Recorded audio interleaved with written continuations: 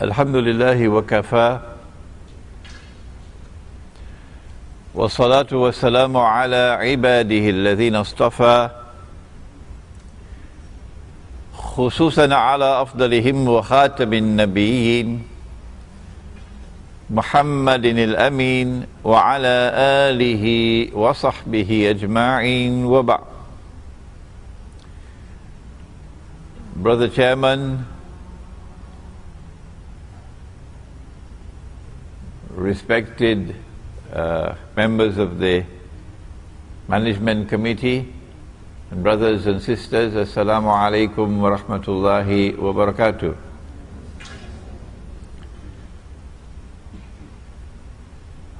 Our subject is one which is not just important, it is also one of critical importance.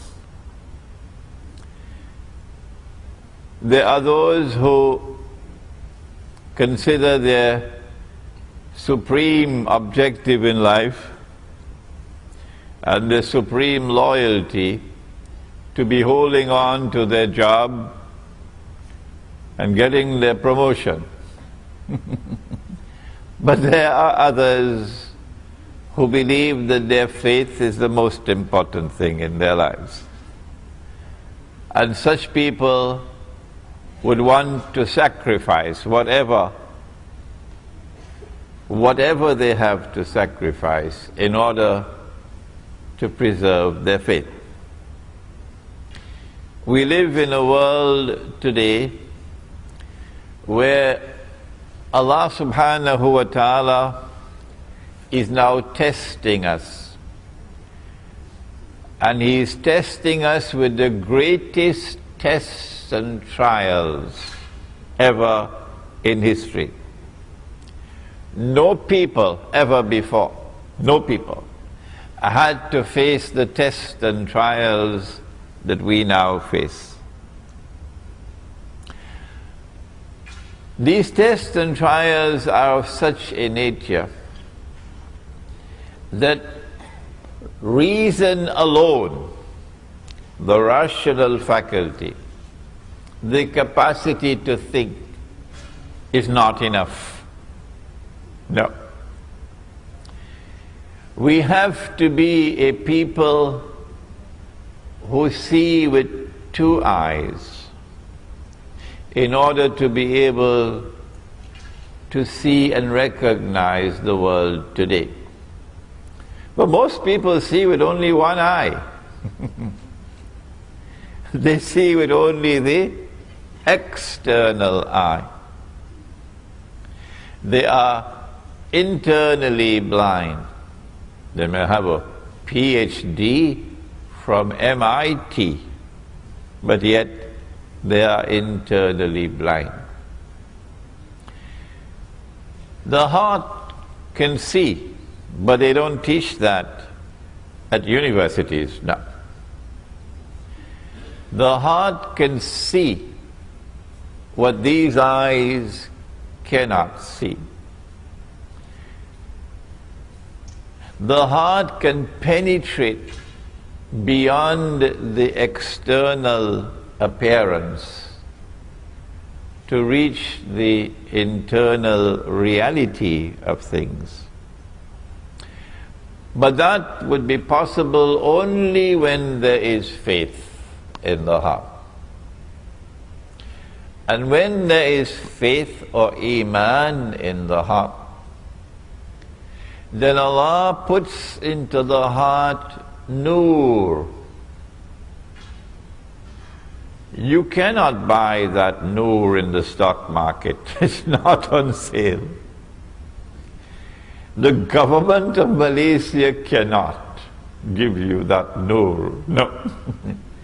Only Allah gives that Noor. And when Allah puts Noor in the heart, then with these two eyes, the external and the internal, we will be able to read the world today correctly. Otherwise we can be deceived For example, those who see with one eye, they say we live in the best of all worlds. This is the best world ever. There has never been a better world than this. In this age, for example, we have electricity. Yesterday they used the oil lamp. In this age we have the motor car. Yesterday they used the donkey cart. In this age we have the telephone, something that you are familiar with in this company. And yesterday they used to use birds, pigeons, to take messages. In this age we have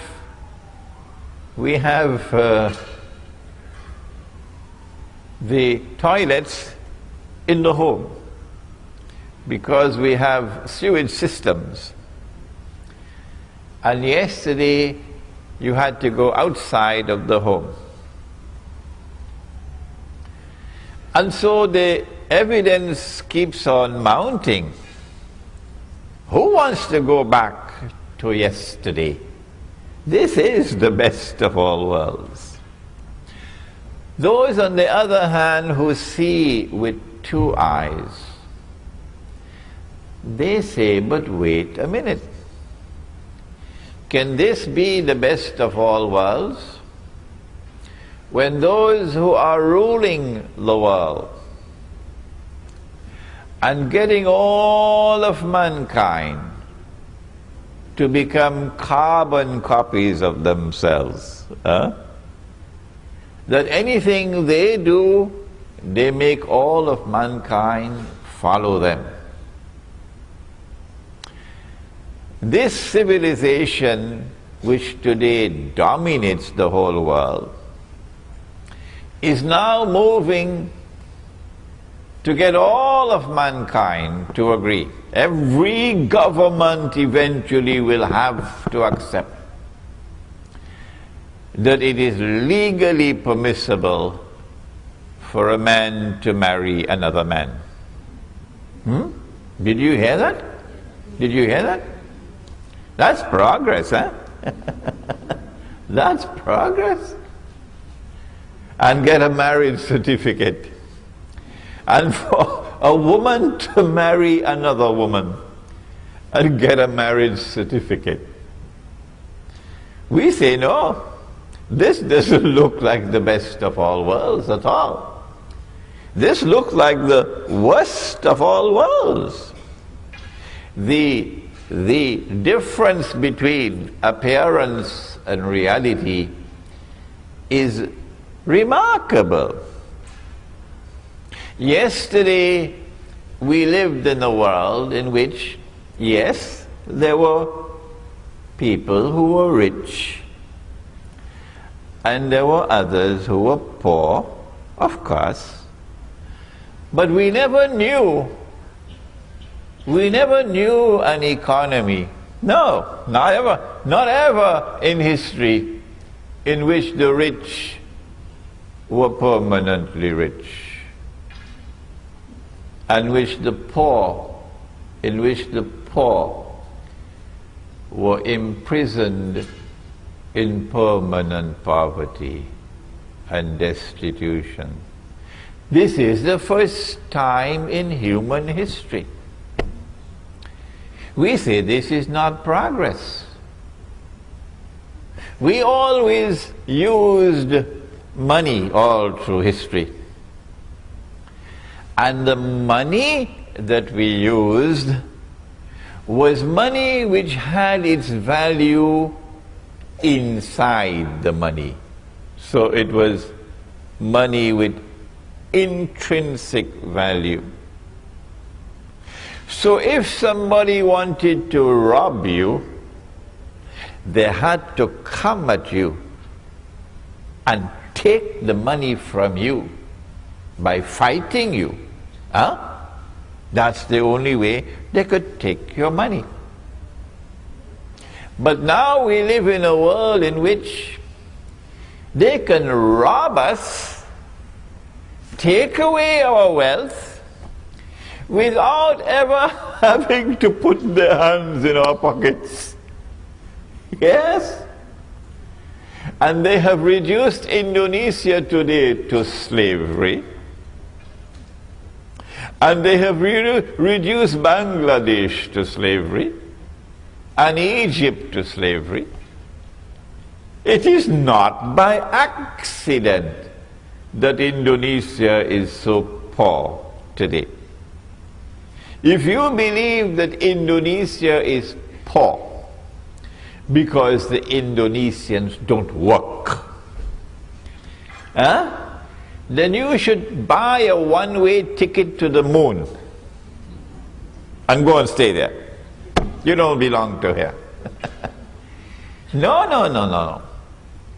There is a monetary system in the world today, and I know that subject because I have studied international monetary economics at 2 universities. I know the subject. We have a system of money in the world today which is being used to rip off mankind, as a consequence of which one part of the world today is in slavery and another part of the world are the slave masters. Welcome, brothers and sisters, sons and daughters, to our subject of signs of the last day. No one knows when the world is going to end. Not even your CEO of this company. Nobody knows. When the world comes to an end, it will happen suddenly.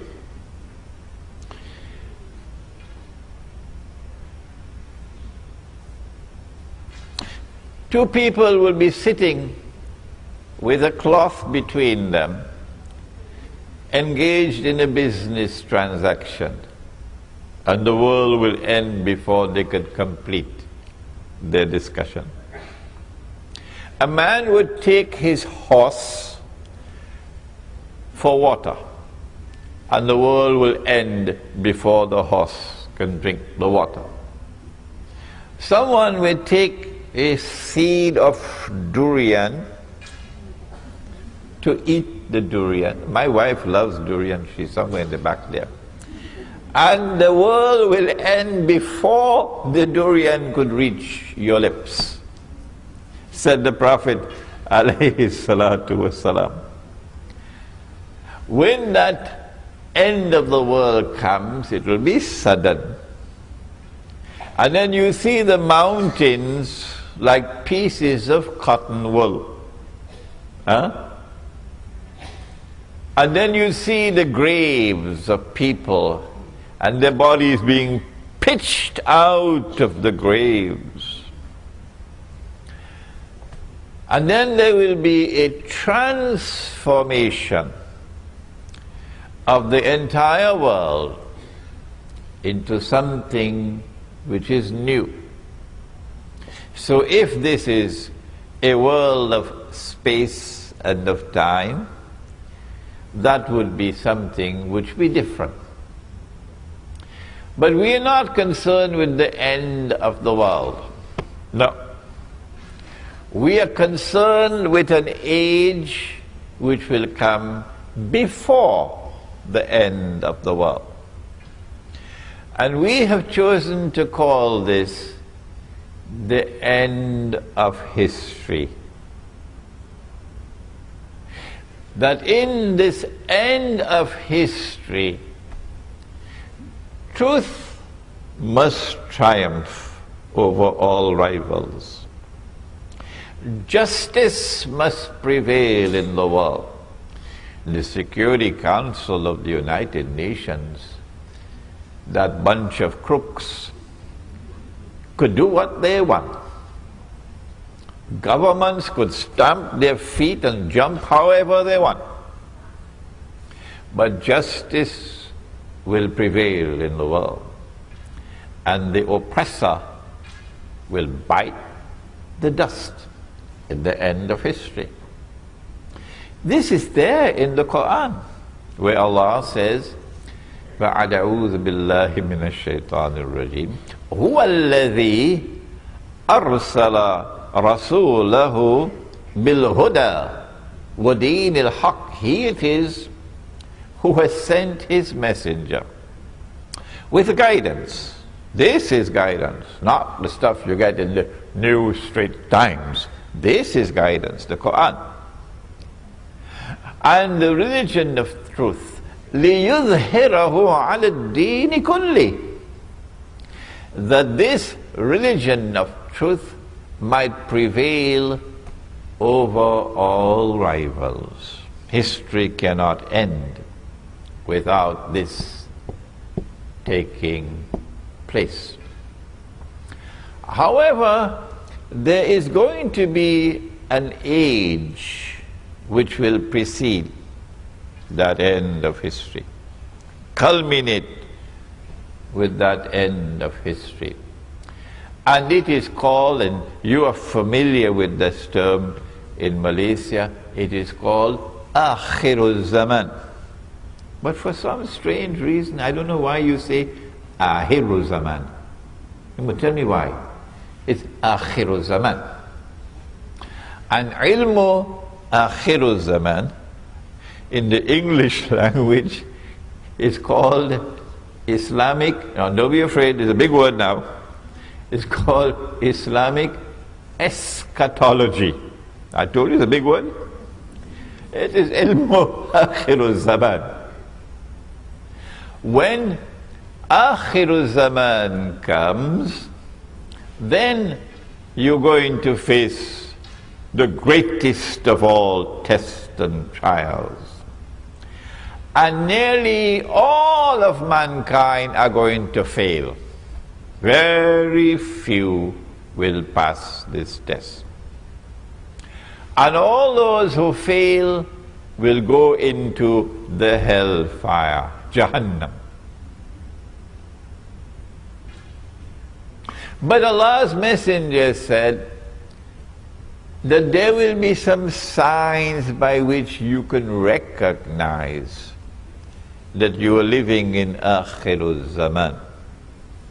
And that is the topic of our lecture this afternoon. Nabi Muhammad alayhi salatu wasalam had performed the Hajj, and revelation came down announcing, this day have I perfected for you your religion, completed my favor unto you. And then he left Mecca and returned to Medina. And now there are only about 81 days left in his blessed life. It is at this time that the angel came. The angel came in the form of a human being. The angel came into the masjid, Jibreel alayhi salam. And the angel asked 5 questions. And of course, you're all familiar with the 5 questions. What is Islam? What is Iman? What is Ihsan? When will the last hour come? And what are the signs of the last hour? He gave 2 signs, and I want to share them with you today. The first one, very easy to recognize. You just take a taxi and tell him, I want to go to KLCC. And you'll see it. He said that you will find the naked, barefooted shepherds, people who take care of goats and sheep. You will find the naked, barefooted shepherds competing with each other in the construction of tall buildings. In other words, you have to be blind not to see that you are living in Akhirul Zaman. If you do not have tall buildings in your city, you are considered to be backward.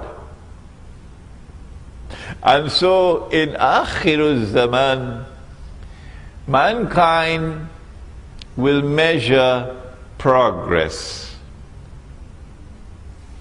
the height of buildings. The taller the building, the more have we progressed as a society. And people who think that way and are proud of their tall buildings, Nabi Muhammad is saying to them that you have the brains, you have the intellectual acumen of naked, barefooted shepherds, which is polite language. I could use harsher language than that. All around the world today, the skyscrapers of Manhattan are being replicated. Every city and every town now has its little Manhattan skyscrapers, including your Kuala Lumpur. And so here is a sign of the last day, which should function as a wake-up call. But there are those who are so asleep, nothing will wake them up. No. They have eyes and yet they cannot see.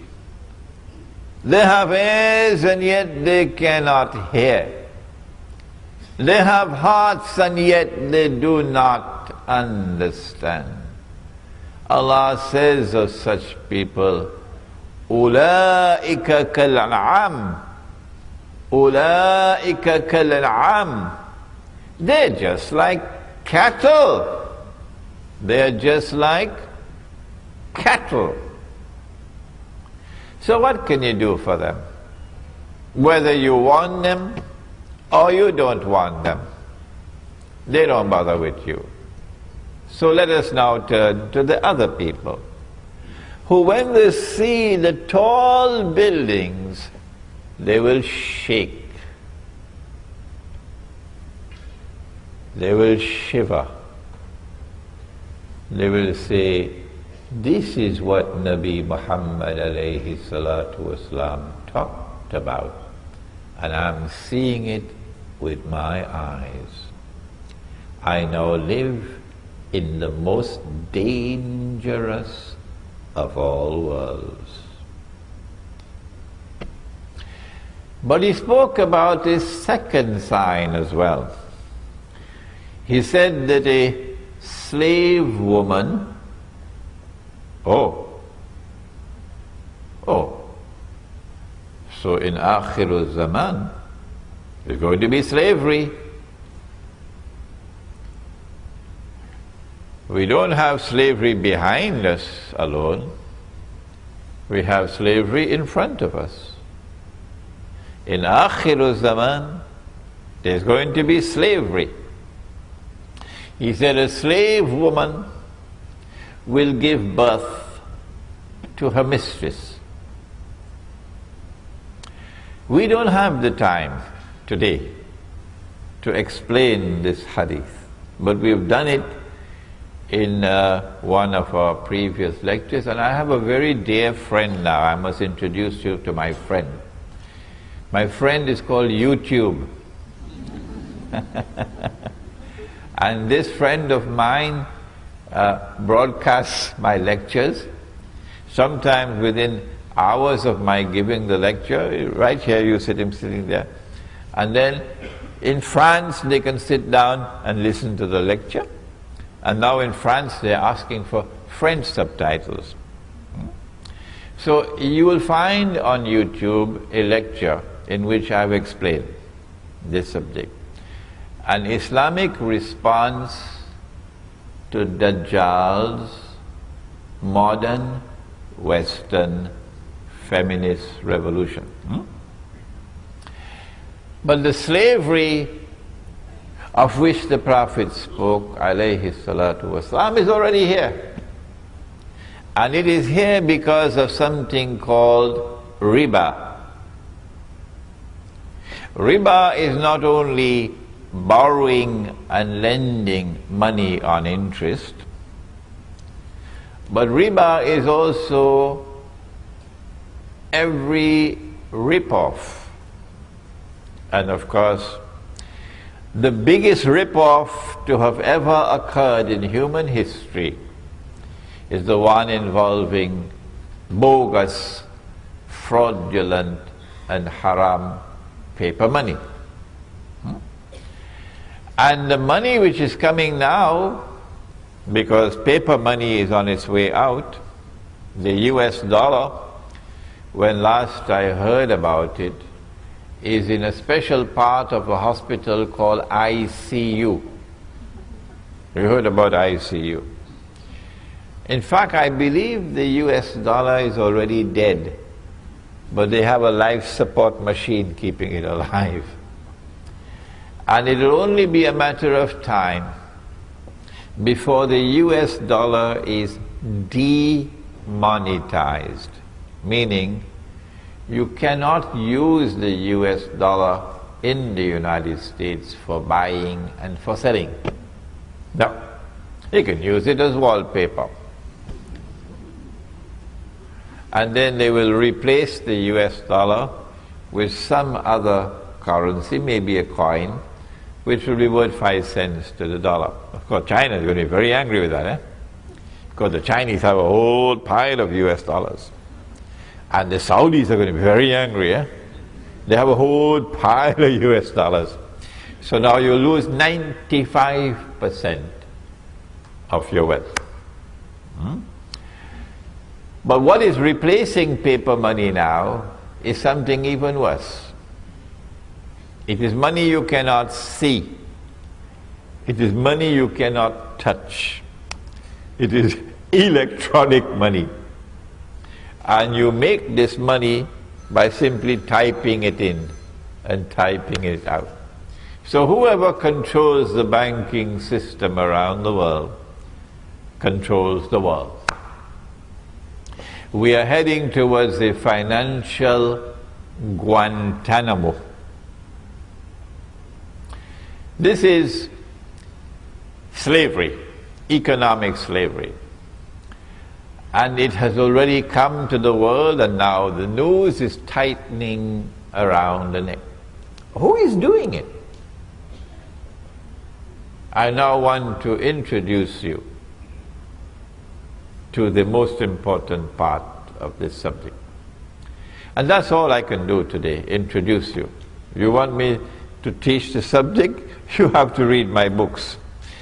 If you read Jerusalem in the Quran, which I wrote 10 years ago, and this cover design was done right here in Malaysia, this book will introduce you to the subject of Akhirul Zaman. And we also have the book in Bahasa, but we only have about 20 copies today. The companions of the Prophet ﷺ were sitting talking amongst themselves when he came and he asked, "What are you talking about?" And they said, "We are talking about A'lamatus Sa'ah, the signs of the last day." And then he said, and this hadith is in Sahih Bukhari, it is in Sahih Muslim, He said the last day would not come until, and he mentioned 10 signs. 10 signs. The 10 were not given in the order in which they will occur. We do not know that order. So we're giving you the 10 in a random way. Number 1, Dajjal. Number 2, Ya'juj and Ma'juj, or Gog and Magog. And this is the last book that I've written, an Islamic view of Gog and Magog in the modern world. Number 3, the return of the son of Mary, Nabi Isa alayhi salam. Number 4, Dukhan, smoke. It is my opinion, and you must never accept my opinion, never, until you are convinced that it is correct.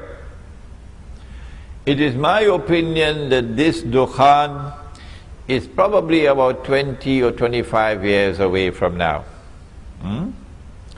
When the clash of Gog and Magog will take place. It will be nuclear war, with thousands of nuclear weapons being used. On the one side you'll have Russia and her allies, and on the other side you have America and her allies. The Gog and Magog clash will take place, with all these thousands of nuclear weapons being used. And it is, you know, a nuclear bomb produces a mushroom cloud. So can you imagine what's going to happen when thousands of nuclear weapons are used? There is a verse in the Quran which relates to this. In Surah Al-Isra, which is also known as Surah Bani Israel. I think that my lecture is a little bit boring because some people are falling asleep.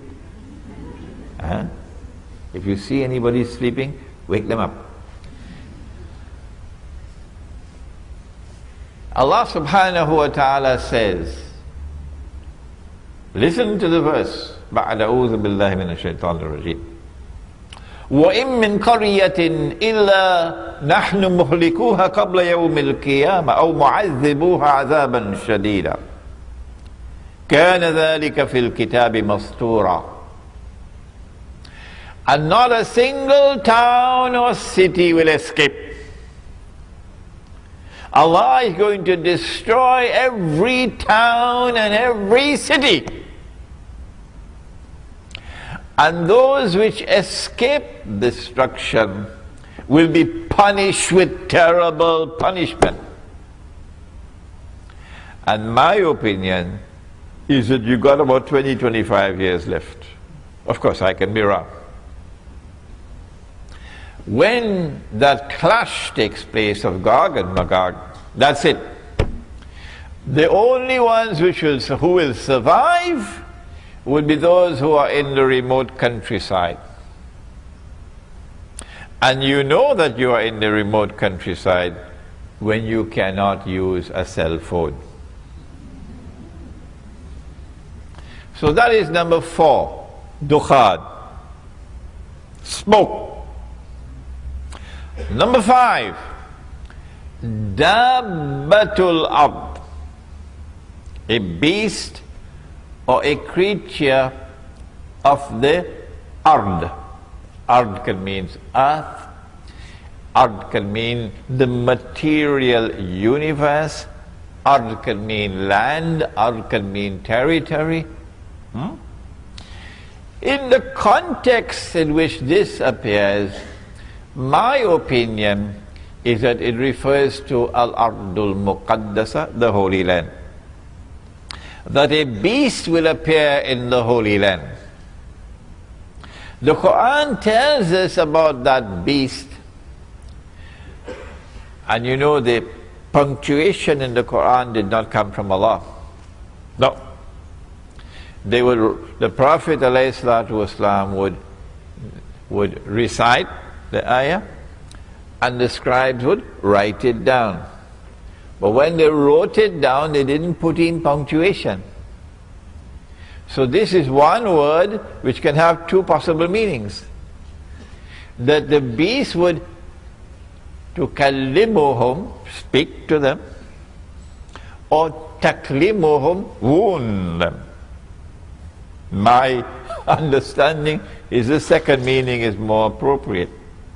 And so I have come to the conclusion that this state of Israel today is the beast of the earth.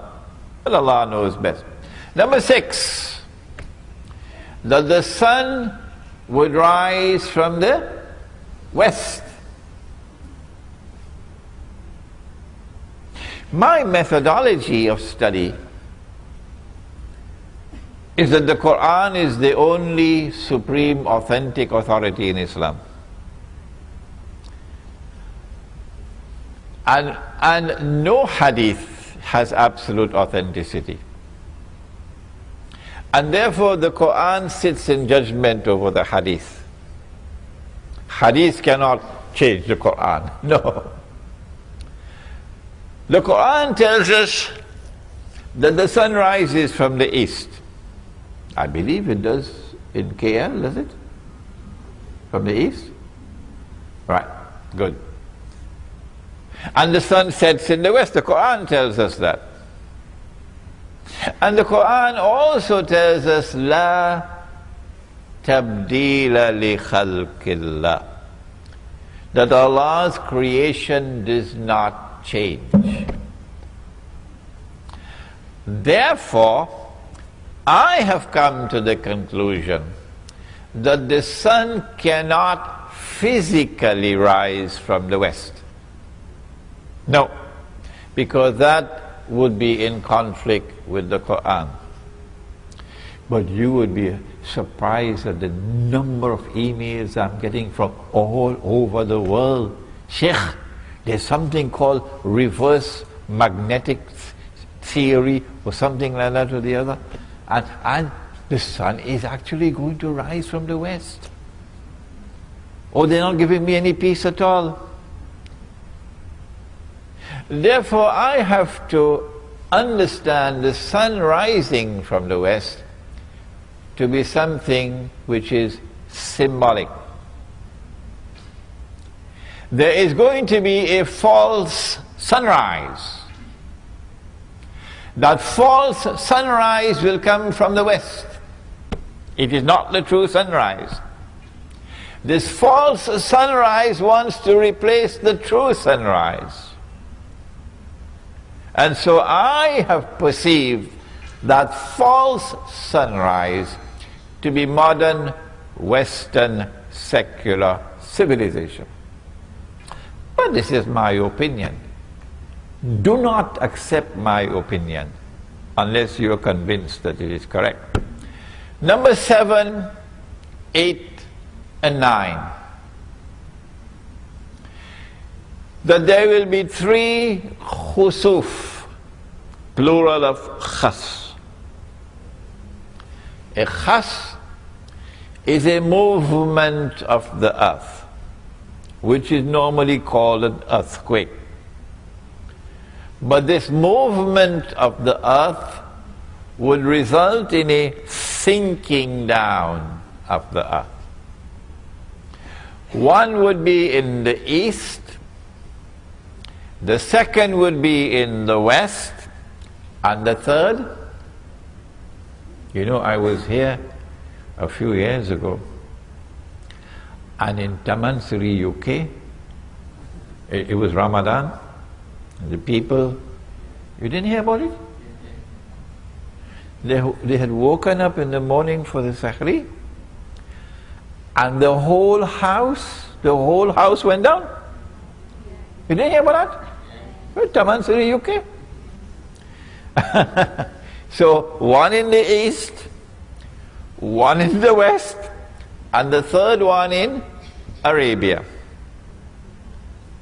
And that third one in Arabia, that is the one which will confirm that this is Imam al-Mahdi. Not the eclipse of the sun and the moon, no. This is the one, the sinking down of the earth in Arabia. And number 10, that a fire will come out of Yemen. I don't understand this to be a literal fire. I understand this to be a revolutionary fire. You remember 1990? Some of you may have been born already. 1990, huh? When Saddam Hussein sent his troops into Kuwait, huh? And took over Kuwait, remember? Oh my, you should have seen the Malay people, they were all celebrating. Yes, the Malay were very happy, and all the Malay were supporting Saddam. In Singapore as well, giving headache to the Singapore government, because they detested Kuwait. They detested Kuwait. And the Yemeni people, there were about 8 million of them working in Saudi Arabia. And the Yemeni people all applauded and they supported Saddam Hussein. So when Bush Sr. sent what he called a desert storm and pushed this Iraqi army out of Kuwait, Saudi Arabia then retaliated against those 8 million Yemenis and threw them out of the country. So the heart of Yemen is anti-systemic. The heart of Yemen despises the oppressor.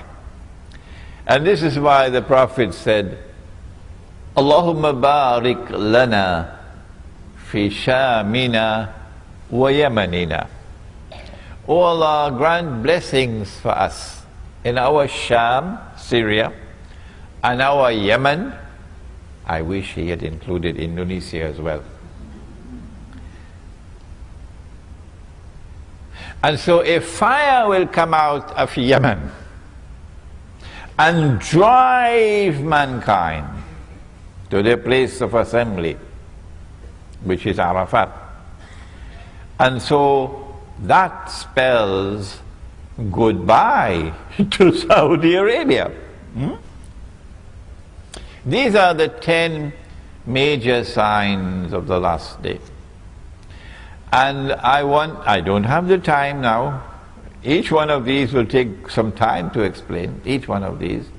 I'm writing a book on Dajjal now, and I hope I can complete that book while I'm here in Malaysia. I've already written this book on Gog and Magog. It's the only book in the market in the modern age, the only one.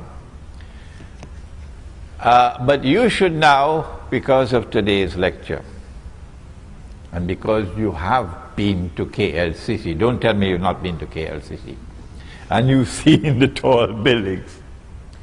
Today's lecture is a wake-up call that you must study the subject of signs of the last day, and that you have to concentrate your study on the major signs, the 10 major signs. This book is entitled Signs of the Last Day in the Modern Age, and in this book there is a collection of essays dealing with this subject. Now, apart from the major signs, let me share with you some of the other signs and then we'll end, because you have to have your lunch. I don't know how tasty your lunch is going to be now, but I have to tell you. He said, sallallahu ta'ala alayhi wa sallam, he said, in the last age, women will dress like men. I hope you don't get angry with me. Women will dress like men. So you will see her in a jacket, cut masculine style jacket. And you will see her wearing trousers. And I have seen her with a tie in McDonald's, the tie. And this is the working woman's clothes. When you see that, tears should come in your eyes. That 1400 years ago, our Prophet, in the desert of Arabia, he said that this will happen. Why is she dressed like a man?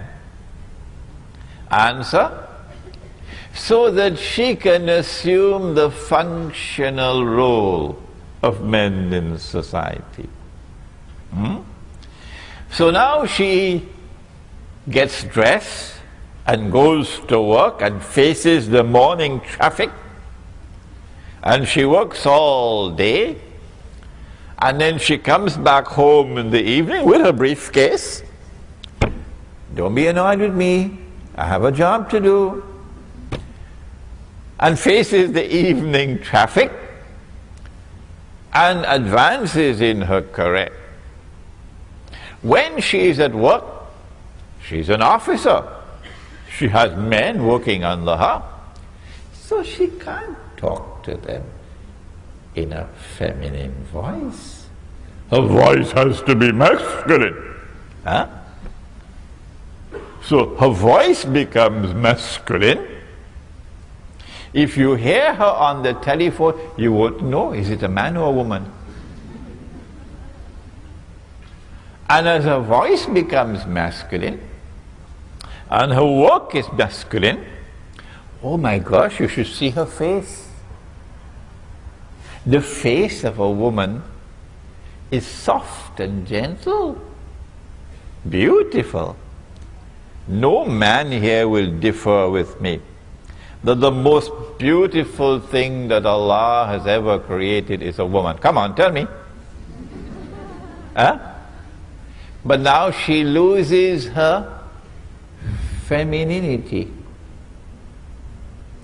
And as she becomes more and more masculine, because she is dressing like a man, eventually men are no longer attracted to her. And so now the day will get married to the day and get a marriage certificate. And the night will marry the night and get a marriage certificate. He said it 1400 years ago. Now when she goes to work, morning to evening, plenty traffic in KL, who's going to take care of the children? And that's a problem, because if you don't have any children, he's going to look for another woman. Yeah, if you don't have any children, you're going to look for another woman. So, who is going to take care of the children? Answer: oh, put the children in a daycare center. So I went to the daycare center. I spoke to the baby, only 6 weeks old, and a miracle occurred and the baby spoke to me. And I asked the baby, "Baby, do you prefer the daycare center or mommy?" And the baby said, "Prefer mommy." Oh, I see. So mommy is violating your right as a baby, and mommy is neglecting you. Well, the consequences of an evil deed is an evil result. So when the baby grows up, guess what the baby does with mommy? They put mama in a junkyard of human beings. You know junkyard? When the motor car can't roll anymore, you put the motor car in a junkyard. So this is a nursing home for old people. So I went there and I saw her on a rocking chair. I said, "Mama, Mama, can you hear me? Mama, what do you want?" I said, "Do you prefer to be here or in the home with your grandchildren. No, I want to go back to the grandchildren. This is punishment. You're being punished. He said that woman would be dressed and yet be naked. When last have you been to KLCC? Huh? When women are dressed, sorry, before that, I missed out one. But they're going to be angry with me now, these fellows on this side. But never mind, we'll be friends after the lecture is over. He said men will dress like women. 1400 years ago he said that. Why would a man dress like woman? Why? Because he wants to assume the functional role of woman. You see? So when the two of them get married, the two men, one will be the dominant partner and the other would be the woman. If a man wants to dress as a woman, what is the first thing he has to do? I wish I had the time to wait for answers, but I don't have the time. Remember, don't be angry with me, I have a job to do. If a man wants to dress as a woman, the first thing he has to do is to shave off his beard. It is not by accident that every civilization in human history had the beard until the sun rose from the west. And modern secular Western civilization shaved off the beard, and guess what the rest of men in the world did? So if he wants to marry you, tell him, put on his beard first. Grow your beard first, otherwise no marriage. Now then, he said that woman would be dressed and yet be naked. This is dynamite. Yes, this is going to cause explosions. Why? Because a woman is attractive. You know, when Allah's messenger built the masjid, you know he put the men at the front, and you know he put the women at the back. You know that, of course. And you know he said that when women go down in sajda, they must remain in sajda longer than the men. You know that? No? Nobody ever told you? Yes. When women go down in sajda, in salat, they must remain in sajda longer than the men. This is a command of the Prophet alayhi salatu wasalam. Why? He said some of the men may not have enough cloth to cover themselves. And if a woman were to raise her head too quickly, it would be an unwelcome sight.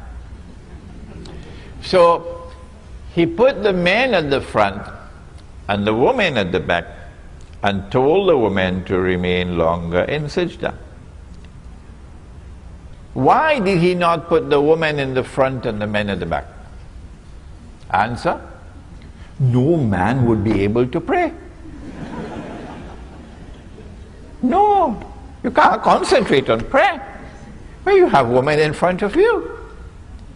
Because women are beautiful. Women are desirable. And if there's a man who does not have desire for women, something is wrong with him. Give him a one-way ticket to the moon. So when women start to take off their clothing, you're heading for trouble. Yes. And he said women will be dressed and yet be naked. You're playing with fire. And he said the fire is going to come. Why? He said that eventually, I don't think it has come to Malaysia as yet, but it has already come to London and Paris and Japan and so on.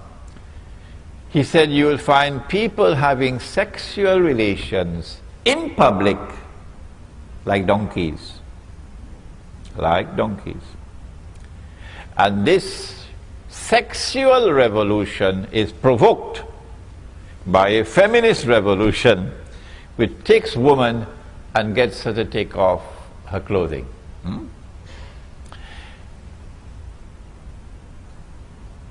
I could go on for another 1 hour or more, giving you sign after sign of what he spoke about, the last age.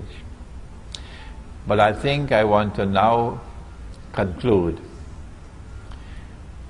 by suggesting to you, how can we survive in this modern age with faith intact? When you have studied the subject, then you can argue with me. Yes, but when you've not studied the subject, don't argue with me. Now, having studied the subject, and I am today, by Allah's kindness and grace, one of the people in the world of Islam who is teaching the subject of Islamic eschatology.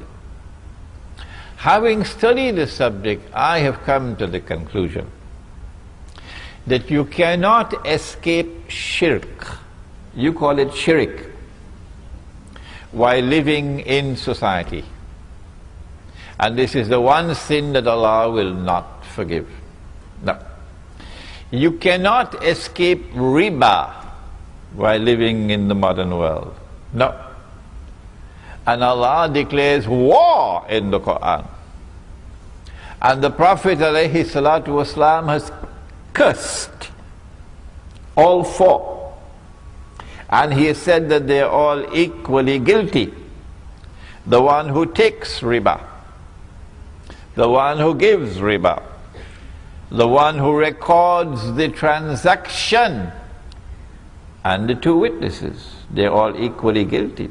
And if you have the curse of the Prophet upon you, you're entering into the hellfire.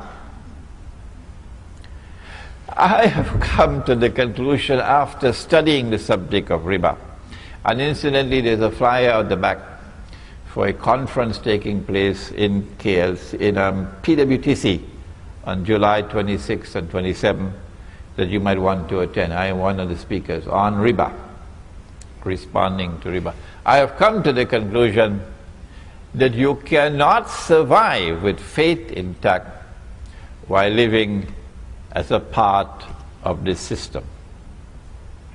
And therefore I have been suggesting that we retreat to the remote countryside and we build micro communities which are free from oppression. So you're not going to employ an Indonesian maid. She is the last to sleep at night. She is my daughter. She is your daughter. She is my sister. She is your sister. She is the last to sleep at night. She is the first to wake in the morning. She works all day long. She gets no holidays. She is abused. She is exploited. In Singapore, she has to cook pork, lahmul khinzir. She has to do other things we can't talk about. And at the end of the month, she's paid the salary or the wage of a slave. Come on, Lee Kuan Yew. Is there any Singaporean woman who would work for $300 a month? Shame on you, Singapore. Shame on you, wherever in the world you pay a maid the wage of a slave. How do you know it's the wage of a slave? No Malaysian woman will work for that wage. No Malaysian laborer will work for that wage that you're paying the Bangladeshi and you're paying the Indonesian. So you are an oppressor and Allah will destroy you, Allah will destroy you, Allah will destroy you.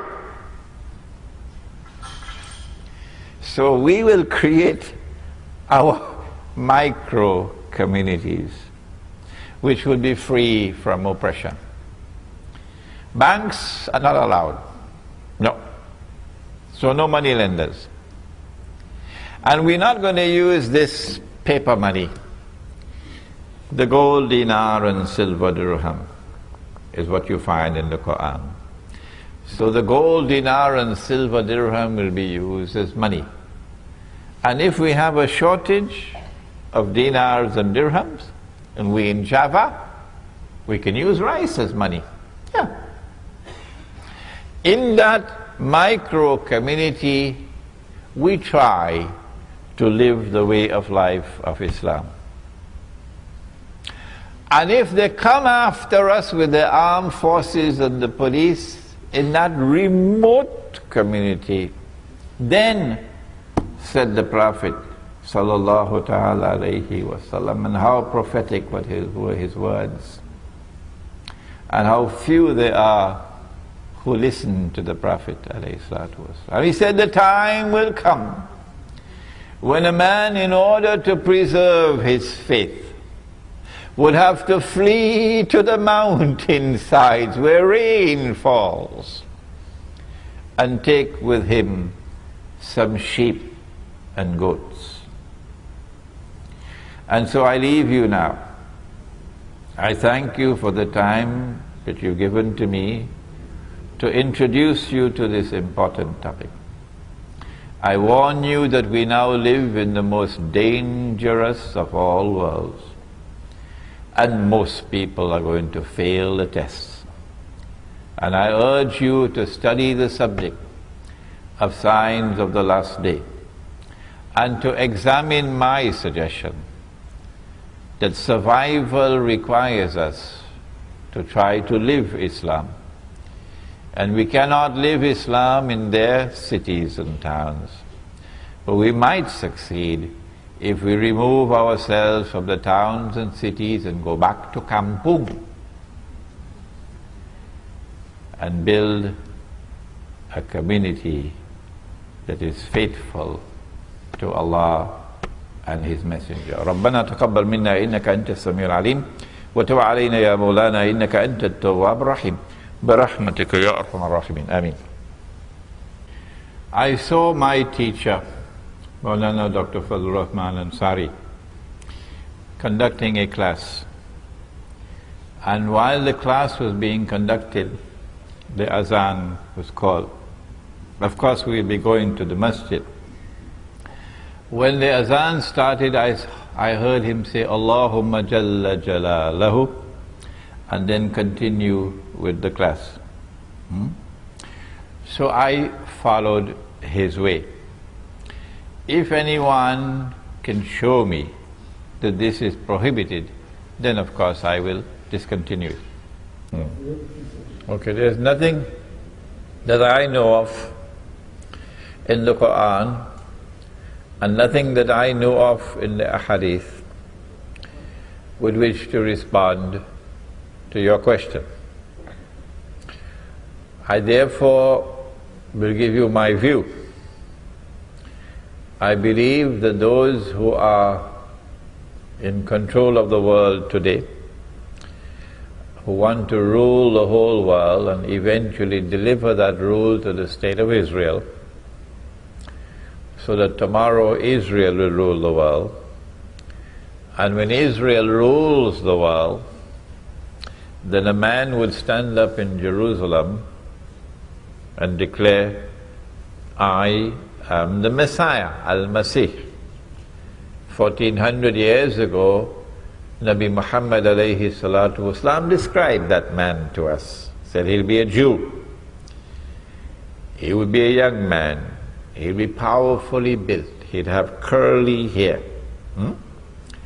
I believe that that event is probably about 30 years away from now.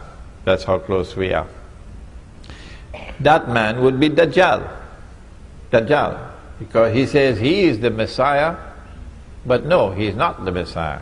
He is the false Messiah. And then Allah subhanahu wa ta'ala will send back the true Messiah. Nabi Isa alayhi salam will come down from the sky with his hands resting on the wings of two angels. And the true Messiah will then kill the false Messiah. And after that takes place the big Gog and Magog war, which will be the Dukhan. But in order for Israel to rule the world, Israel has to wage some big wars. The wars that Israel has so far waged are small wars. Israel has to attack Egypt so that the territory of the state of Israel can expand to incorporate the whole of the eastern delta of Egypt, from the river Nile to the Red Sea. Israel has to destroy Pakistan's nuclear plants and nuclear weapons, and Iran's nuclear plants. Break up Pakistan so that Pakistan can never rise again. Israel, in order to wage those wars and not appear to the world as an aggressor, is now maneuvering with the Arab uprisings. And the Arab uprisings are meant to lead to Islamic governments in Egypt, Islamic governments in Yemen, in Syria, so that Israel can claim that the Arabs are now threatening Israel, preparing to destroy Israel, and that Islam is rising as a menace to the world. And then Israel will be able to wage her wars and say, we were only defending ourselves. We were saving mankind from Islam. It is possible that all of the drum beating concerning 2012 is because they want to use 2012 for starting those big wars. So that in 2012, I can be wrong of course, in 2012 you will witness the attack on Pakistan to destroy the nuclear plants and nuclear weapons. I'll be surprised if it does not take place by 2012. And the attack on Egypt, etc. Because mankind is being prepared for it, so let's not disappoint them. There is a hadith which has been universally accepted all through our 1400 years of our history. There's only be a very, very, very, very insignificant number of scholars who have questioned this hadith.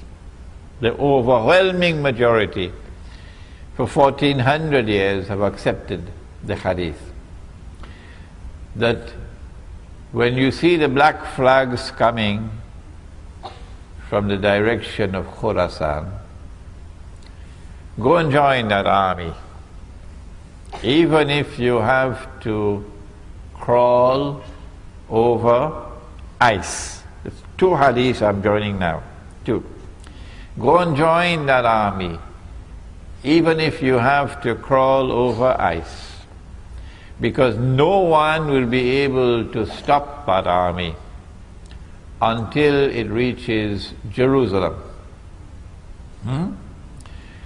Apart from my comment concerning the authenticity of the hadith, and that is that it has been universally accepted except by a very few,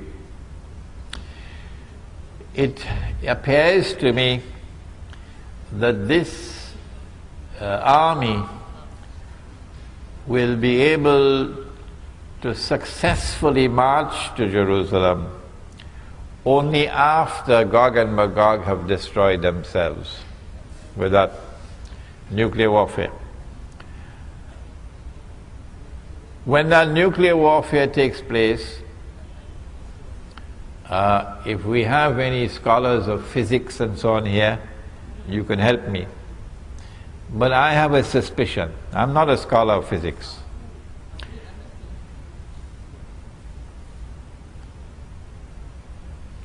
I have a suspicion that the radiation in the atmosphere which we now have through these towers, so you can use your cellular phones and so on, and your laptop wireless, that the radiation that is now in every town and every city will function as an agent when the nuclear explosions take place, would function as a conductor to incinerate everybody. This is a hypothesis. I want a specialist to examine this hypothesis, because I want to get out of range of that. I want to get out of range of that radiation. The army would march after that Gog and Magog war takes place. And since you will not be able to use any cruise missiles and electronic weapons, it's going to be horses once again. I expect that army to march in about 30 years from now. But it's already begun its march because it's fighting back in Afghanistan. Khorasan, the heart of Khorasan is Afghanistan. But let me make one more comment. The Prophet said, alayhi salatu wasalam, that among the signs of the last day is that, listen carefully, one man would have to maintain 50 women. Please tell them he didn't say one man will have to marry 50 women. No, one man will have to maintain 50 women. 1400 years ago he said that. And I believe that is around the corner. The fulfillment of this hadith is around the corner. I believe that this hadith is telling us that there is going to be a calamitous decline in the birth of baby boys. Only baby girls are going to be born. Rare would be the birth of a baby boy. Why? Why? The medical doctors have explained to me that the sperm has male chromosomes and female chromosomes. And when the male chromosome fertilizes the egg, then baby boy is born. But when the male chromosome does not fertilize the egg, then the default is a baby girl. The radiation from cellular phone towers, from laptop computers, the radiation, he said, is damaging. Notice where the laptop sits on your lap. It is damaging male sperm production. It is weakening the male chromosome. As the male chromosome becomes weaker and weaker, less and less baby boys are going to be born. So, now every woman in the world, you can ask them, wants to have a baby boy. Yeah. The only place you can get a husband who can give you a baby boy is our village. Because when our baby boys are born in our village, our baby boys are kept away from that radiation. Our baby boys are fed with natural food, not GM food. So the baby boy who grows up in the village is the prize that every woman in the world will want to have as a husband. Okay?